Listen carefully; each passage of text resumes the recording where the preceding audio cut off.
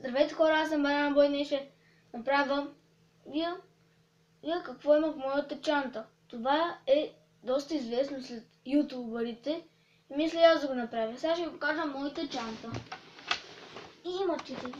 Това е моята раница по-точно. Хайде да се. Сега ще почнем да проверяваме. Това е първият джоб. Този джоб имам зарядно. И нищо друго. Това е големия джоб.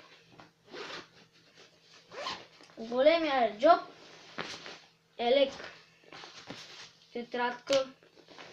Още една тетрадка. Учебник. Тетрадка. Учебник. Учебник. Тетрадка и учебник. Учебник. Бележник. Чедър. Несер.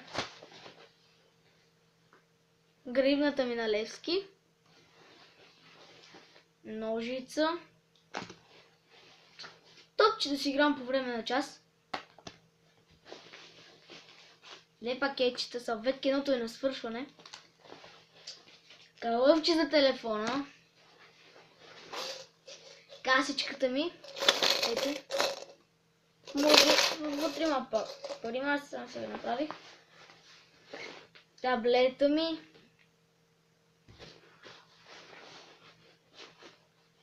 Карти да си играм. Химикалка.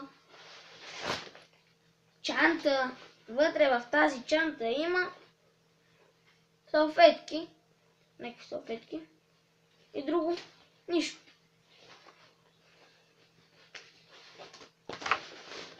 Още една чанта. Тя има 3 джоба. В първи няма нищо, в втори няма нищо. И в трети няма нищо. Шише с вода. Още едни слушалки. Това беше моята раница. И ето е моята раница най-вече.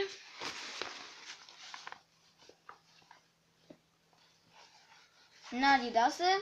Купи си от Sport Depot. Плати няколко лева. И това ще е за този клип. Надявам се да ви е харесал. Ако ви е харесал, абонирайте се, харесайте клипът.